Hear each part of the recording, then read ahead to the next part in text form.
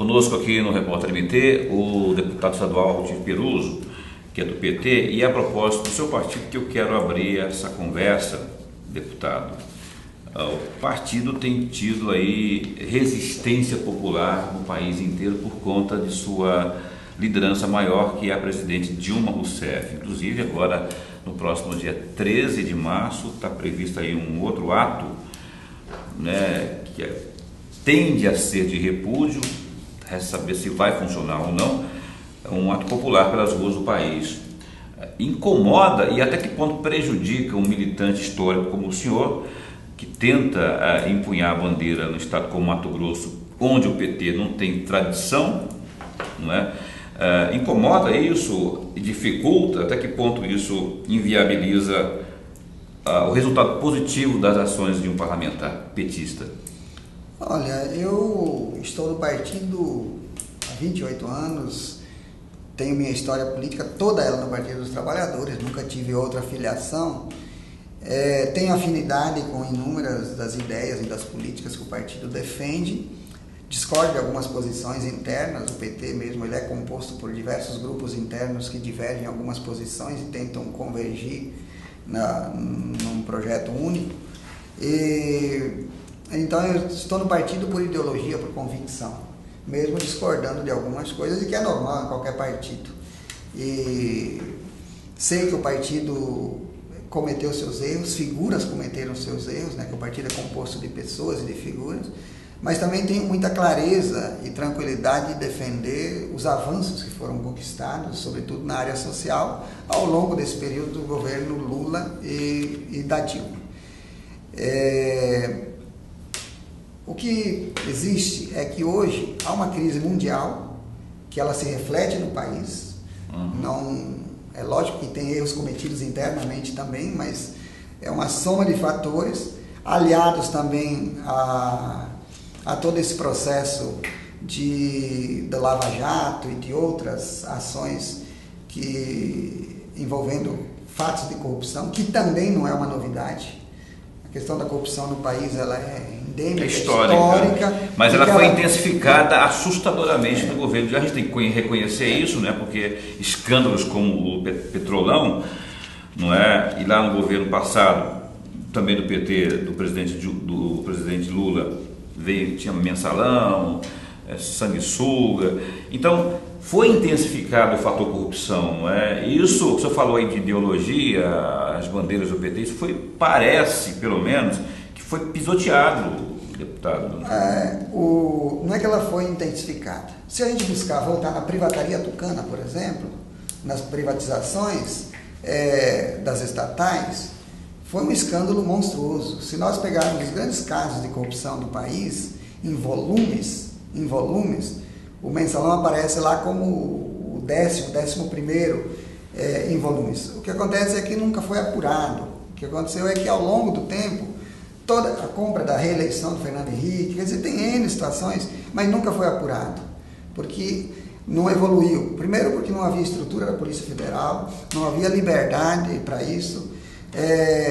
Tínhamos o tal do brindeiro lá, o engavetador geral da República, quer dizer, então não quero dizer com isso que eu concordo, é uma grande decepção, assim, uma coisa não justifica a outra, não justifica a outra. Então, o que eu quero dizer é isso, não adianta tampar o sol com a peneira, o que é verdade. Agora, também não se pode ir só no discurso fácil e dizer, não, a corrupção é de agora, é o que está acontecendo agora, é algo generalizado, e que eu acredito, e eu espero, que com todo esse processo, possamos assim, de fato diminuir, e não só na esfera federal, é na esfera estadual, é nos municípios e assim por diante. Porém, a nível de município, por exemplo, uma disputa municipal, lá no interior ela não tem muito efeito, esse período de pancadaria, de ataques e tal, ela não surte muito efeito. Por quê? Nós temos 3 gestões do PT, nas últimas 5 lá em Minas, nós temos 3 que foram do PT. E aí os resultados são palpáveis e visíveis pela população, então o que lembra é isso. A nível de Estado, o partido, como você bem falou, não tem tradição, O último deputado estadual, por exemplo, foi o Alexandre César. Alexandre e o Ságuas. O Ságuas continua no mandato como federal. Então não tem muita tradição. Primeiro,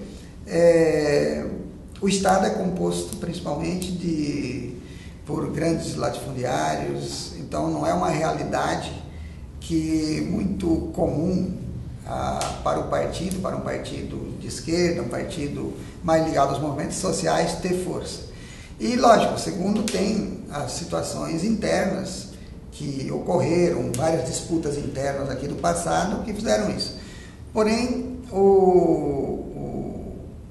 eu acho que, se a gente olhar o histórico, por exemplo, nós vamos voltar lá, o PMDB teve um período, lá na época do Plano Cruzado, que elegeu todos os governadores do Estado. E, mesmo assim, hoje tem 6, 7 governadores. Então, os partidos, eles têm esses momentos de ascensão e de declínio.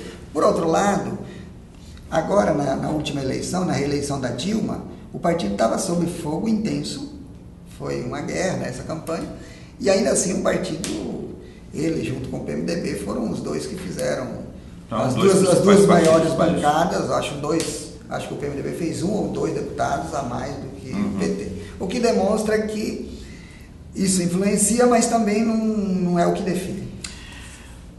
PT, que significa Partido dos Trabalhadores, também significa Pedro Táxi, que aqui no estado de Mato Grosso quer ver o coisa ruim pintado de ouro, mas não quer ver o PT junto de si, junto do seu governo, nos palanques aos quais ele estiver. E aí, como lidar com uma situação como essa, na condição de liderança do PT que o senhor é, e na condição mais especialmente de deputado, que depende de uma relação boa com o governo e governador? Como que funciona isso? Qual que é a avaliação que o senhor faz dessa restrição, essa restrição forte que o governador faz ao PT aqui no estado? Eu acho que todo e qualquer político detentor de mandato, quando ele está no mandato, ele não pode estar no palanque, ele tem que estar no mandato. Independente se o administrador, ou o deputado, ou o vereador, ele é do PT, do DEM, do PSDB, de quem quer que seja, ele está ali representando um conjunto de pessoas que acreditou nele, e se ele está buscando ações, ele está buscando para uma população que pode ter votado em você ou votado no governador, ou quem quer que seja. Então, primeiro, ele tem que olhar dessa forma. Segundo, que aquilo que a gente vai tentar buscar, e estamos tentando de alguma forma intervir, são de fato ações que são importantes e necessárias para a população. Quer dizer, você ter uma estrada asfaltada não é um luxo, mas sim uma necessidade. Aí você ter um acesso à saúde minimamente de qualidade não é luxo, sim uma necessidade. E o que a gente vai fazer e está tentando fazer é isso, utilizar do nosso mandato para apresentar, até porque muitas vezes os próprios secretários, diretores não conhecem muito a realidade da região, e apresentar os problemas e tentar buscar soluções, inclusive com aquilo que já existe. Por exemplo, Juína-Colniza são 320 quilômetros, aliás, só tem asfalto 40, que vai até Castanheira, então são 290 quilômetros de chão. Ou seja, grande parte dos municípios lá, uma certa parte dos municípios não tem asfalto. Não tem. Já existe um convênio a nível com o governo federal, assinado lá atrás ainda, na época do ex-governador, e que o novo governador tomou a decisão de dar uma reavaliada na licitação. Eu acho até correto isso, que se faça isso, mas agora já tem um ano, mais de ano. Então, na hora já de mostrar. O que nós estamos cobrando? Daqui 60 dias para a chuva. E você sabe que aqui no Mato Grosso, para trabalhar pavimentação em rodovia, é o período da seca. Quer dizer, se não começar daqui 60 a 90 dias, fica comprometido. Já vai comprometer, daí é só no ano que vem. Então, o que a gente está fazendo é pegando questões pontuais que já estão em andamento e tentando intervir para que as coisas consigam ser agilizadas. Nós temos lá em Juína uma situação de uma rede de transmissão, tem a usina Dardanelos em Aripuanã, que gera energia que vem para o centro do país, mas que não atende Juína, que está ali do lado, porque tem uma rede de transmissão com um problema do embargo que teve, e e agora está praticamente tudo resolvido, tudo esclarecido, só falta um TAC já acordado, inclusive com o Ministério Público, mas o promotor que saiu não assinou. Aí agora, então, o que a gente está fazendo? Intervindo diretamente no ponto, eu já estive com o presidente da Energisa, para que se resolva a situação e que precisa de alguém lá no Ministério Público convencer quem está lá de que, olha, de assinar assina o TAC para que a coisa ande.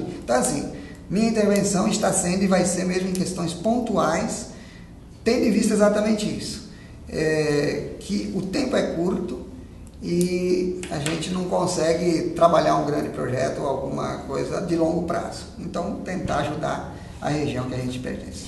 Obrigado por ter vindo e a gente encerra aqui a entrevista com Altir Peruso, deputado estadual do PT.